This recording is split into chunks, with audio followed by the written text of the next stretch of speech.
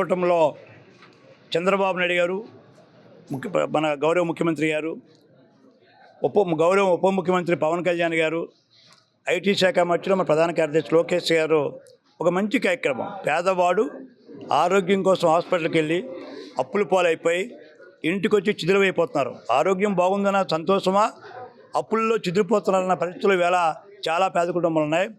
అందుకే చంద్రబాబు నాయుడు గారు Aarogyasri card 25 లక్షలున్నా, life insurance ఆరోగ్య ఇన్సూరెన్స్ 2,50,000 పెట్టినా ఇంకా ఎంతోమంది పేదవాళ్ళు హాస్పిటల్కి వెళ్ళి వైద్యం చేసుకోలేక డబ్బులు అప్పులు పాలైపోయి, అంటే ఆరోగ్యశ్రీ కార్డు వినియోగించుకోలేని వ్యక్తులు ఉన్నారు ఈవేళ.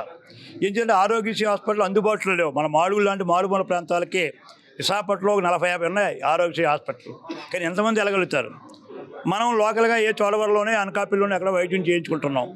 అందుకే చంద్రబాబు నాయుడు గారు ఎప్పుడు కూడా దీనికి అధిక ప్రాధాన్యత ఇస్తున్నారు. ఆయన చెక్కులు కూడా లేట్ అయితే ట్రాక్ చేసి మమ్మల్ని అడుగుతున్నారు ఎమ్మెల్యేలని, ఎందుకు ఈ చెక్కులు మీ ఇళ్లలో ఇంతకాలం ఉన్నాయని అడుగుతున్నారు. అందుకే చెక్కులు రాగానే మినిమం 4-5 రోజుల లోపునే, వారం రోజుల లోపునే చెక్కులు పేదవాళ్ళకి అందిస్తున్నాం. వాళ్ళ బాధల్లోంచి విముక్తి చేస్తూ ఉన్నాం.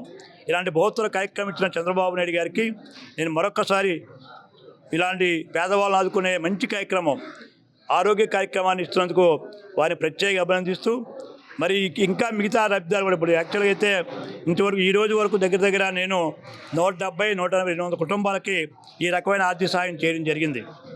ఈరోజు కూడా 30 మందికి ఈవేళ ఆర్థిక సహాయం చేస్తున్నాం. ఆర్థిక సహాయం ఇంకా 80 వరకు అక్కడ పెండింగ్లో ఉన్నాయి.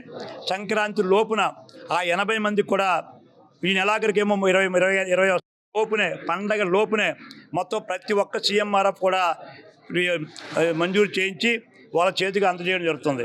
మేము మహాకూటమి నాయకులు కోరుతున్నాను, పేదవారు ఎవరు ఆరోగ్యం బాగోలేకపోయినా పార్టీలో చూడకండి. పేదవాడే. మీరే నేరుగా వెళ్ళి ఆ కుటుంబాలకు కలిసి పరామర్శ చేసి ఆ ప్రతిపాదన తీసుకొని రండి. ముఖ్యమంత్రి గారు ఇంకేం లిమిట్ పెట్టలేదు, నీకు ఇంతే ఇస్తానని. అందుచేత మనకు ఆ రకమైనటువంటి ముఖ్యమంత్రి గారు, పవన్ కళ్యాణ్ గారు, లోకేష్ గారు మనకు చక్కని అవకాశం ఇచ్చారు. దాన్ని మా కార్యకర్తలు వినియోగించుకోండి. మా జనసేన, బీజేపీ, తెలుగుదేశం పార్టీ నాయకుల్ని పార్టీలు చూడొద్దు. పేదవాడు సాయం చేద్దాం. పేదవాడితో మనకు పార్టీలు లేవు. ఏ పేదవాళ్ళని సరే మనం చేయవలసిన బాధ్యత ఉంది. తక్షణమే ఇంకా ఏమైనా ఉంటే ఇవ్వండి. మీరు ఎవ్వరు ఎక్కడికి వెళ్ళక్కర్లేదు. నాకు నా చేతిలో మాడులు వచ్చినప్పుడు, చీడిగలు వచ్చినప్పుడు, దేవరాపులు వచ్చినప్పుడు, కోలపడి వచ్చినప్పుడు, మీ ఊరు వచ్చినప్పుడే నా చేతికి ఇవ్వండి. అక్కడితో నాకు నాది బాధ్యత. ఆ మంజూరు చేయించే బాధ్యత నాది, స్కూటీని చేయించుకునే బాధ్యత నాది, మళ్ళీ మీ ఇంటికి చిక్కులు తెచ్చే బాధ్యత నాది. అంచేది ఇలాంటి మంచి కార్యక్రమాన్ని ఇచ్చిన చంద్రబాబు నాయుడు గారికి నేను ప్రత్యేకంగా అభినందిస్తూ, అదే రకం కాకుండా ఈవేళ మనకి ఏదైతే గ్రామీణ ఆయుష్మాన్ భవనాలు ఉన్నాయి, మన నియోజకవర్గంలో 18 గ్రామాలకి ఆయుష్మాన్ భవనాలు లేవు. మొన్న మినిస్టర్ గారు వచ్చినప్పుడు, మన సత్యకుమార్ గారు వచ్చినప్పుడు నేను రిక్వెస్ట్ చేస్తే నిన్నే 18 ఆయుష్మాన్ భవనాల్లో మనకు శాంక్షన్స్ ఇచ్చారు. త్వరలో అన్ని గ్రామాలు కూడా నేను ప్రారంభిస్తాను. ఆ లిస్ట్ కూడా మీ వాట్సాప్లో పెడతాం. ఆ 18 ఏమైతే ఆయుష్మాన్ భవన బిల్డింగ్స్ గ్రామాల్లో వచ్చాయో, ఆరోగ్య భవనాలు, అవన్నీ త్వరలో ప్రారంభించి 6 నెలల లోపునే పూర్తి చేసి ప్రతి గ్రామంలో ఏఎన్ఎం ఉండేటట్టు, ఆశా వర్క్ ఉండేటట్టు, ఆరోగ్య భవనంలో ఫస్ట్ ఎయిడ్ కోసం కావాల్సిన మందులన్నీ ఉండేటట్టు చేయడం సంకల్పం చేసుకున్నాం. ఆ 18 భవనాలు కూడా త్వరలోనే ప్రారంభించి ఆ గ్రామాల్లో కూడా ఆరోగ్యం బాగుండేటట్టు చేస్తూ ఉన్నాం. 2 మాడుగుల్లో మొన్న సత్యకుమార్ వచ్చినప్పుడు మనకు స్పెషలిస్ట్ నెంబర్న్నాం. మొన్నే ఏ ప్రాంతానికి ఏ జబ్బులైతే ఎక్కువ వచ్చే సర్వే చేశారు. మొన్న ప్రతి ఇంటికి వెళ్ళి ప్రధానమంత్రి ఆరోగ్య మిషన్ ద్వారా ప్రధానమంత్రి గారి దయతో మనం చాలా సర్వేలు చేసుకున్నాం. దాని నియోజకవర్గానికి మన ప్రాంతంలో ఉన్న జబ్బుల ప్రకారంగా మనకు ఒక స్పెషలిస్ట్ని మన మాడుగులకు ఇవ్వబోతున్నారు. త్వరలో ఆ డాక్టర్ వస్తారు. రేపు ఏదైనా పెద్ద జబ్బులు వచ్చినప్పుడు ఆ స్పెషలిస్ట్ గారు ట్రీట్మెంట్ చేసి ఎక్కడ అవసరమైతే ఆ ట్రీట్మెంట్ జరిపి వాళ్ళ ఆరోగ్యాన్ని కాపాడుకునే బాధ్యత కూడా మనం మాడుగుల సిహెచ్లో పెట్టబోతున్నాం. ఇప్పుడు మాడుగుల సిహెచ్ కూడా పూర్తి చేసుకున్నాం. జనరేటర్ బిగిస్తున్నాం. అంబులెన్స్ వస్తుంది. అంచేత డాక్టర్లు కూడా పూర్తి చేసాం. ఒక డాక్టర్ తప్ప అన్నీ పూర్తయినాయి. మరి అంచేత స్టాఫ్, గతంలో ఉన్న స్టాఫ్ను మళ్ళీ పెంచాం. సెక్యూరిటీ ఇద్దరు పెంచాం. ఈవేళ గతంలో 6 ఉంటే 8 చేసాం, 8 ఉంటే 10 చేసాం. ఆ రకంగా ఆరోగ్య విషయంలో గౌరవ చంద్రబాబు నాయుడు గారు, మోడీ గారి సహకారంతో పవన్ కళ్యాణ్ గారు, ముఖ్యంగా గౌరవ హెల్త్ శాఖ మంత్రులు సత్యకుమార్ గారి నాయకత్వంలో బ్రహ్మాండమైన ఆరోగ్య మిషన్లు కూడా ఆయుష్మాన్ భవ కానీ, ఆయుష్మాన్ భారత్ కానీ దీన్ని పెంపొందింపజేసి మన మాడుగులో ఉన్న పేదవాళ్ళకి వైద్యం అందించడంలో మరి మీ ముందుంటామని చెప్పి మీ ద్వారా తెలియపరుస్తూ, ఇది సందర్భం కాకపోవచ్చు, నేను ఇంకో విషయం చెప్తున్నాను. ప్రస్తుతం కనుక రైతులు వరి కోత ప్రారంభించారు. దయించి వరి కోత మీరు చేస్తాను మంచిదే, కానీ ఎప్పటికప్పుడే కుప్పలు వేయండి. మీరు పొలాల్లో వరి పెట్టి అలా ఉంచేయకండి. ఎందుకంటే ఏదైనా సందర్భం వచ్చినప్పుడు, గాలి వచ్చినప్పుడు ఏదైనా చినుకులు పడితే మళ్ళీ వరి దెబ్బతినే పరిస్థితి వస్తుంది. అంచేత వరి కుప్పలు మాత్రం వెంటనే మీరు కుప్పలు వేసుకొని పొలాల్లో వేసుకొని తర్వాత మీరు ఖాళీ ఉన్నప్పుడు ఇంకా కళాలు తీసుకురామని కోరుతాను. 2, ధాన్యం కూడా కొనుగోలు కేంద్రం సత్వరం స్టార్ట్ చేస్తున్నాం. ఇప్పుడు ఎవరైతే ధాన్యం పండిస్తున్నారో మీ ఇమ్మీడియట్గా కొనేటట్టు సెంటర్ కూడా 2-3 రోజులు ఇనాగ్రేట్ చేస్తున్నాం. ఇది మా జాయింట్ కలెక్టర్ చెప్తా ఉన్నారు. ఎక్కడెక్కడ ఎన్ని సెంటర్లు కావాలో వీలైతే పిఎస్సీస్ కూడా ఇమ్మన్నాం. కోఆపరేటివ్ బ్యాంక్ ప్రెసిడెంట్స్ వచ్చారు బ్రహ్మాండంగా.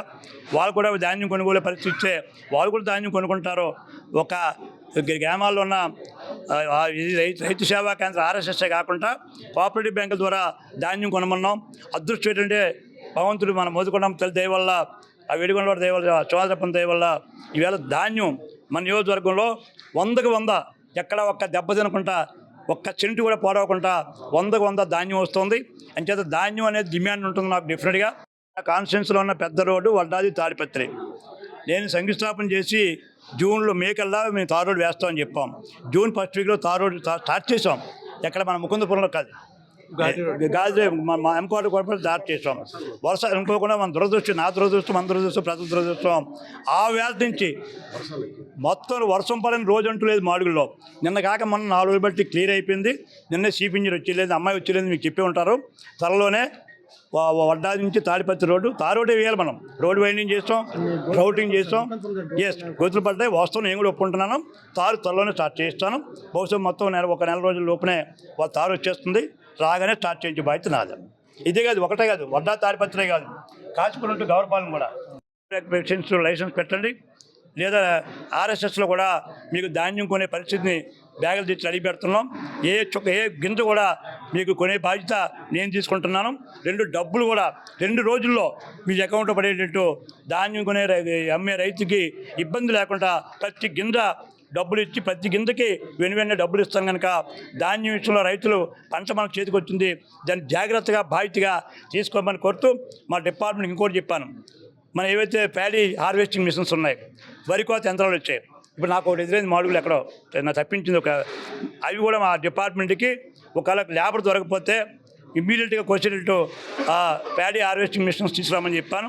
తద్వారా యంత్రాల ద్వారా మనం వరి కోసుకున్నట్లయితే కూలి తగ్గుతుంది, పెట్టుబడి మిగులుతుంది. అది కూడా మీరు వినియోగించుకోవాల్సిందిగా మా రైతాంగాన్ని కోరుతున్నాను. చరిత్ర సృష్టించినోడు